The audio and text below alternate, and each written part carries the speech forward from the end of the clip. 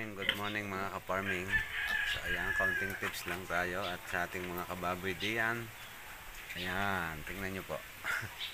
So 11 plus 11. Ayan, ito ay ano na, 20 days and then 10 days. So makalat na yung flooring, marami na silang mga pupo, inahin. So maglilinis so ang Mamay Hernandez J.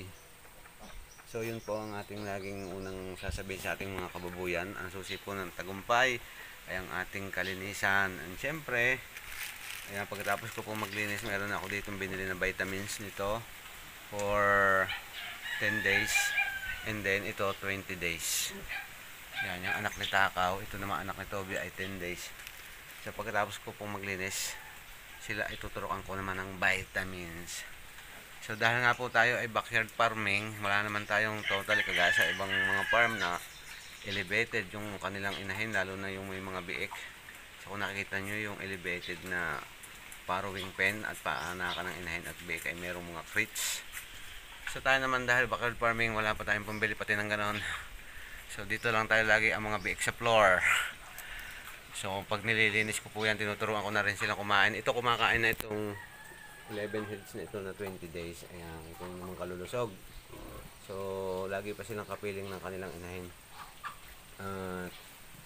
Simula pagkabiik, ang ginagawa ko ay sinasama ko na sila doon sa inahin nila pagka-anak pa lang. So pag naputulan ng ngipin, sinasama ko na yan para matuto sila at masanay na umikot doon sa pagtayo ng inahin. So gumigilid sila.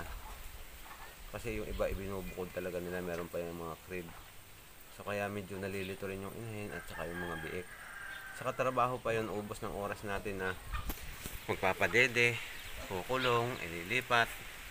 So ang kagandahan naman po dun sa mga elevated na kagaya may mga crates na yun ng farrowing pen, kapag umiihi at saka dumudumi yung inahin at ganoon din yung mga biik, so dire-diretso talaga yung palalim.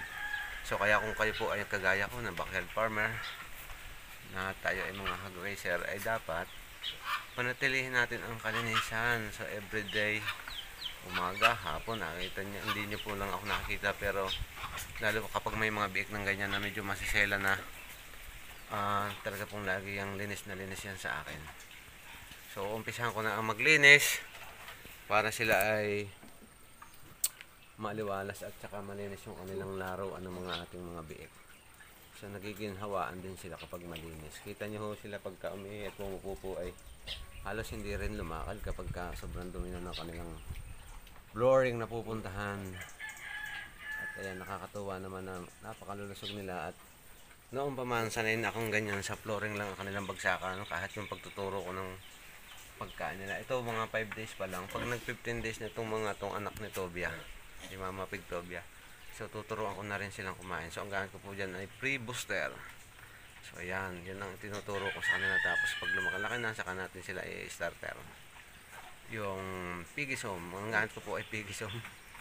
So marami na tayong branded na pakain ng biik. So basta ang panturo ko lagi ay pre-booster muna, ituro na rin. So ayan mga kababoy, so try ko na munang maglinis. At na ako hindi natanghaliin at sila ay naiinip na rin.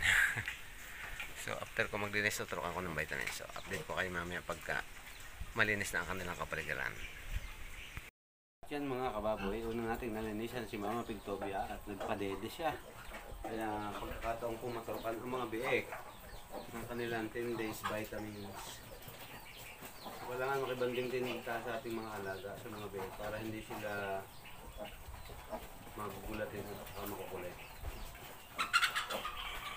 So magabay ito ang mga biik na mataw. Yun lang kung pipiyaga. So sila dati tulungan sa left.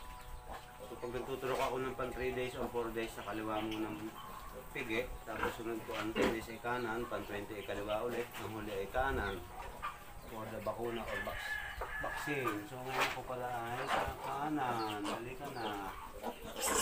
Dali ka muna, wait lang. Ito naman. Oo. Mabit lang ito, parang kanagat ng hanggang. Okay. Ito naman, ang ingay mo. Vitamins yan para lumusog.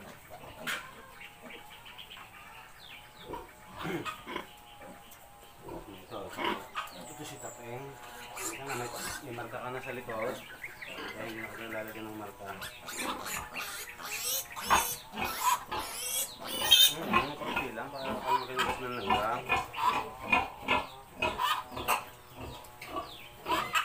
So mamaya naman yung anak ni Takaw, 20 days naman sila.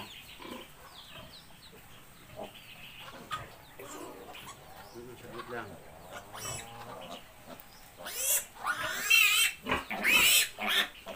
Saglit lang, ito naman. So sa ating mga kababoy, kita nyo sila, oh. Diba? Mababait silang mga biek. Hindi sila makukulit. Hindi ka para lalo kang lumusog.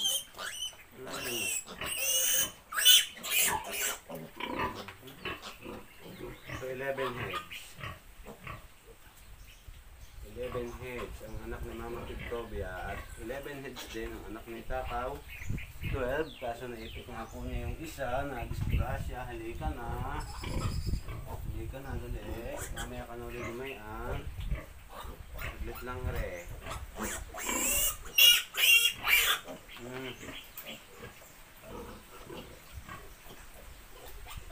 So kailangan din mo natin mga kababoy, ang ating mga kaparming diyan.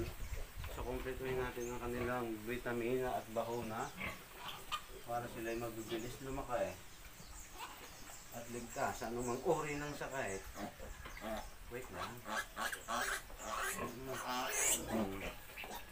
Bilis lang eh.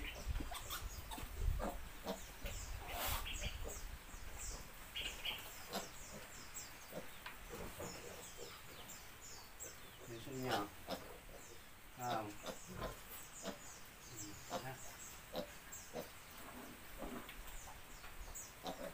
Very good.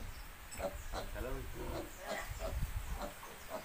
Parang apat na yata. Nakakapito na ako.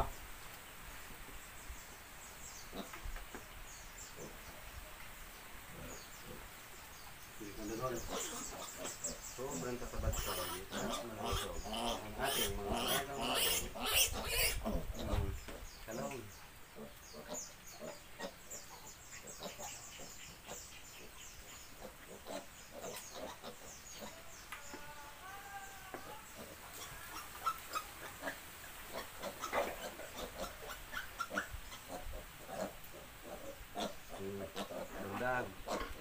Napakaganda ng anak ni Mama Victoria. Halos pare-para sila, magkasinlalaki sila, walang diferensya.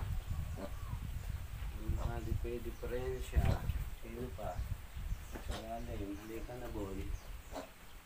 Halika na boy. Kailangan mo ng vitamins at busog. Ito na. Ito naman, nakadulog ka na natin. Ayan, ayas. Tingin mo. Last na po tayo mga kapaming. At nandun siya sa bandang ilalim. Nagpapasipayer sa dili ng inahin. Hoy, hindi ka na, iha. Diba eh? Hindi ka muna. Lalaksot pala. Tali-tali. Ayan, tapos na. So, lilinis naman ako ngayon kay Takaw. Ayan mga kawaway, tapos na tayo maglinis. So, papaligo na lang ng mga madudungis. Okay, palagi kayong bitin sa inyong inahain. Mga matatabad choy na biek. At ayun, nakabitin din. So ayan lang mga kaparming sa ating mga kababoy diyan. Yan na sinabi. Ang susi ng ating tagumpay, unang-una ay ang kalinisan. Ayan, kung paano natin bibigyan ng magandang kapaligiran yung ating mga alaga. So yun guys, yun lang. Maraming salamat. Thanks for watching.